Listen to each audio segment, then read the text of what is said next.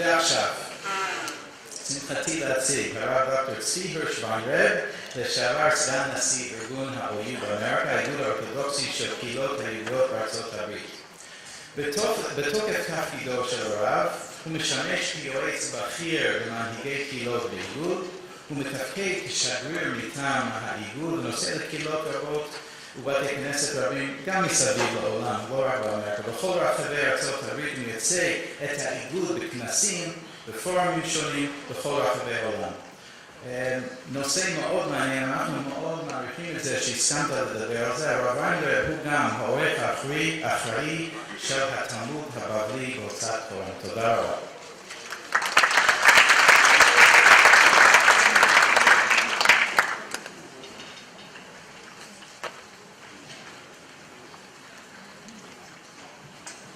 I don't know whether to be proud or ashamed to be the first presenter to speak in English.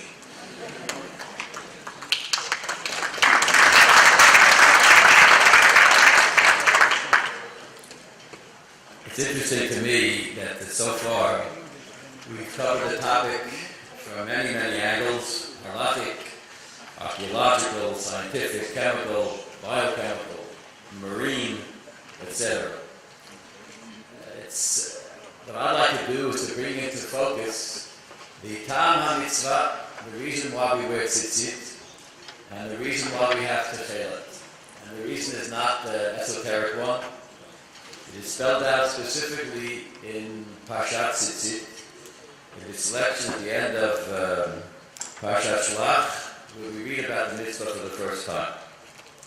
What I'd like to do is read the psukim and draw your attention to 4 dikdukim, 4 minor points, which might seem minor, which troubled Rabbi Moshe Alshech, the great commentator of the 16th century. Vayomer Hashem Moshe Lemor. God spoke to Moshe, Daber B'nei Yisrael v'yomarta alehem, and said, you should speak to the Jewish people and tell them, V'yasu lahem tzitzit. They should make for themselves tzitzit. Notice the person. V'yasu is in the third person. They should make for themselves. Al kanfei v'dehem, on the corners of their clothing, lidorotam, for all generations.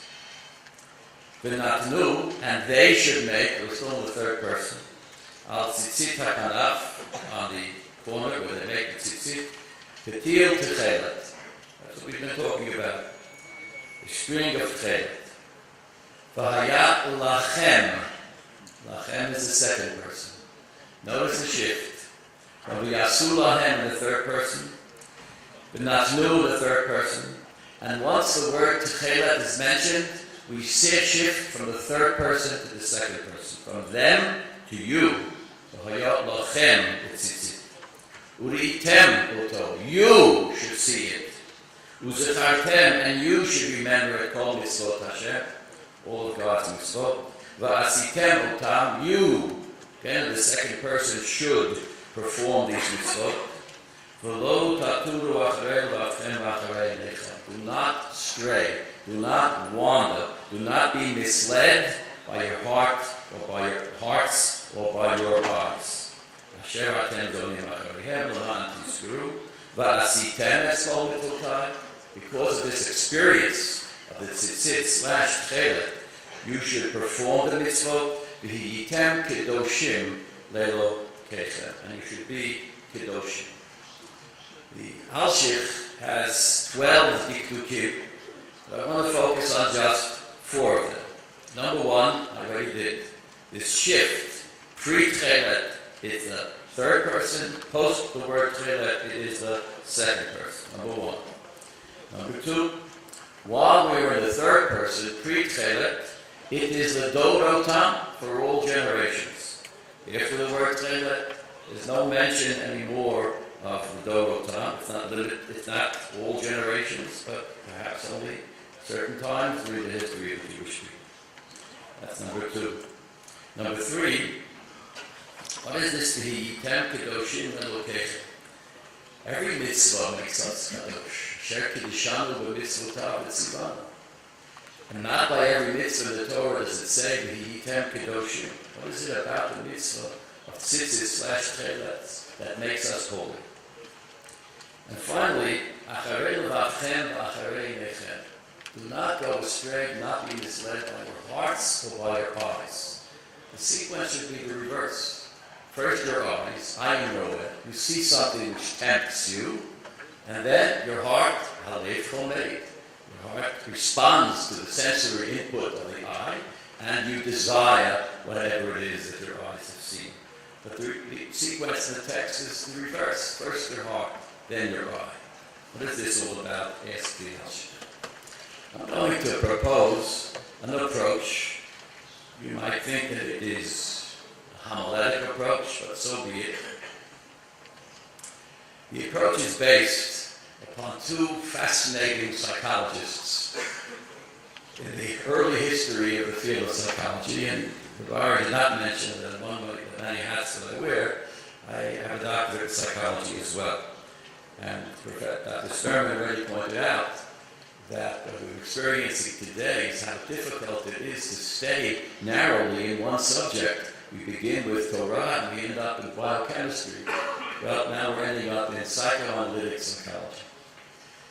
The first psychologist I want to mention might not be very pleased that I'm calling him a psychologist. He was none other than Rabbi Yisrael Salata. Rabbi Yisrael Salata, the founder of the Musar movement, lived in the late 19th century.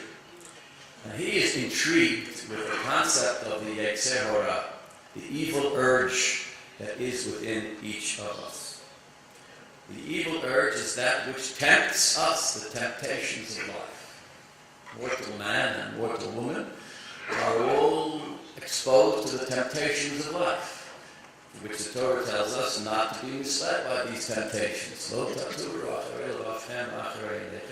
And somehow tzitzit and Tekhelet is supposed to help us struggle with the temptations of life. That's the title of my talk. Tekhelet u'pituyei hachayim. Tekhelet and the temptations of life. We saw a lot to write, and he wrote very relatively little, but one thing he did write with his own pen is his famous Igeret HaMusar. And there he speaks of two types of Yetzer Hara. I'll say it in my language in the interest of time, but you can look it up in the Igeret HaMusar, in the paragraph beginning, in the paragraph beginning, B'zot matzanu pesher davar ben hashitot b'inyan Yetzer Hara v'Yetzer Tov. Because just like we have an evil urge, Yetzer Hara, we also have an urge to do good, Yetzer Tov. So he says there's two types of Yetzer Hara, two types of Yetzer Tov. The one is the one that I'll call, this is my connection, the Einayim, the Yetzer Hara of the eyes. This is the Yetzer Hara, the temptation we have to do evil, which comes because of our passions, because of our hormones, because of our habits, because of the social influences that we are subject to. We're all subject to influences in that direction, some physiological, some social, some intellectual, temptations of life. We also have temptations to do good, which come from common sense, general ethics, natural law, human morality, etc. That's one type of Yetzer Tov, Yetzer Hara. That's the eyes. But then writes Rabbi Yisrael Salata, we have a Yetzer Hara which is not something which comes from these superficial senses, but rather which comes from deep within us. He calls it a koach tuma, the power, the terrible power, the diabolical, demonic power that is somehow inside of us, a power that sends us toward evil. Unbelievable evil. But Zer u'mat Zer asah Elokim, and God gave us also a Yetzer Tov, which besides the common sense of doing good, the politeness, the courtesy, the etiquette, tells us we have a koach HaKedusha, something very sacred and powerful within us that propels us to do unbelievable things, Mesirat Nefesh, unbelievable things that are irrational, super-rational. These are the two aspects of the Yetzer Tov, Yetzer Hara. I suggest And when the Torah says,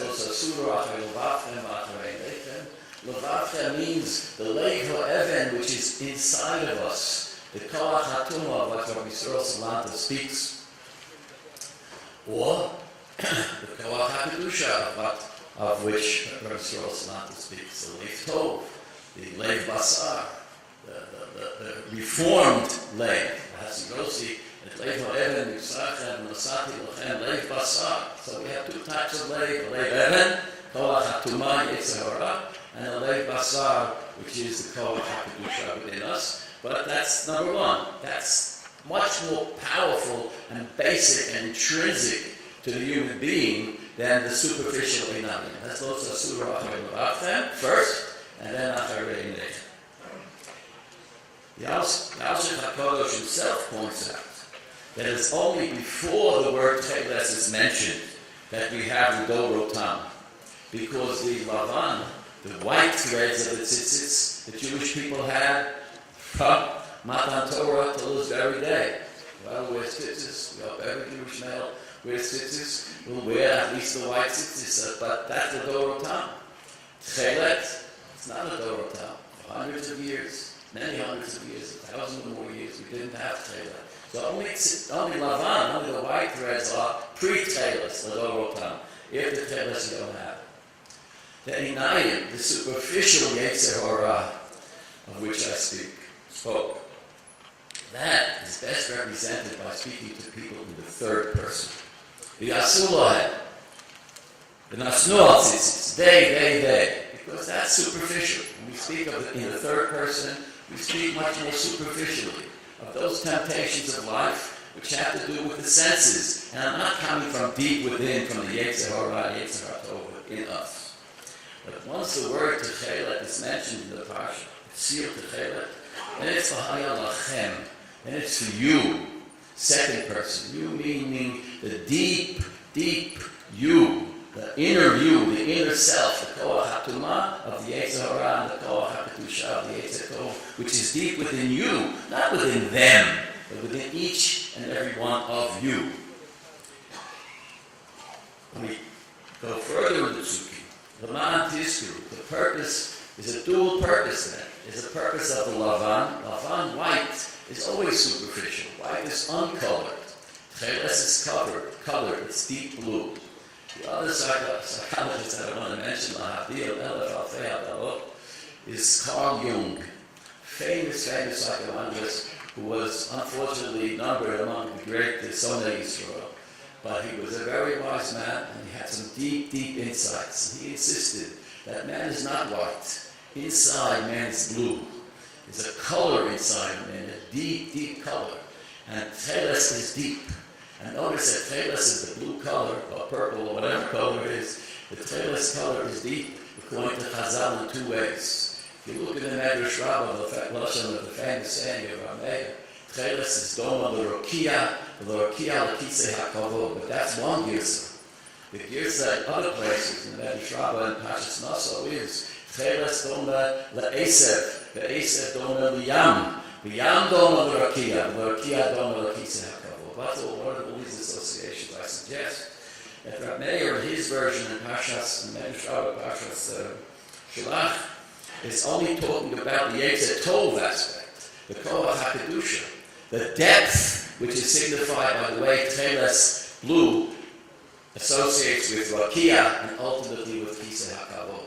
That's the deep Koach HaKedusha that's within us. That's Tekhelet. But Tekhelet also symbolizes the evil that's within us. The Koach HaTumah that's within each of us. The Yetzer Hara that's within each of us. And for that, we have Tekhelet Doma Liyam, the depths of the sea, the dark depths, the hidden depths of mankind. So Tekhelet has both of these tremendous powers. I could go on. Time, of course, is running out for all of us. I didn't mean that to make a central statement, but certainly as a practical, pragmatic matter.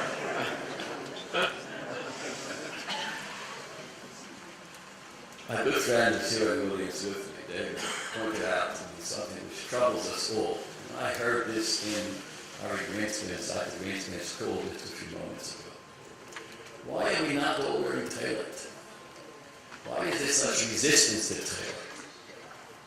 What's the source of this resistance? And the resistance is not only found by those who are so committed to Chadash Asur min HaTorah that even for them Tekhelet is somehow Chadash. But we find it in people who are open to all sorts of religious innovations and yet do not wear Tekhelet. Why is this? I offer a psychoanalytic reason. There's a resistance in each of us, power of resistance. We resist the evil urges within us, or else we would devour each other alive.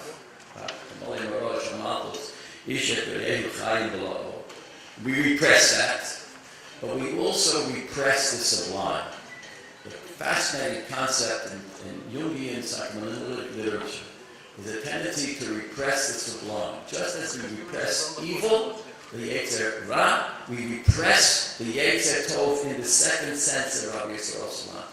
We don't want to be all that we should be, could be. We don't want to do it. It's too challenging, it's too different, it's too uncomfortable. Look what these 8 individuals did in order to find Tekhelet. They literally went diving into the sea. All right, that takes a lot of guts. And they stood up and made innovations, etc. Look what the Tzvi did. The Tzvi went from Gadol Yisrael, Eastern Europe, to Gadol Yisrael, Eastern Europe. It was rejected systematically by the greatest of the great and persisted. Because he wasn't repressing the sublime that was in him. He wanted to express it even though he was a minority, and really a minority of just about one. There's a resistance, natural resistance to the Koach HaRa, to the Koach HaTov, which is within us. But we live in a time of the Geula, and we have experienced the Koach HaTumah.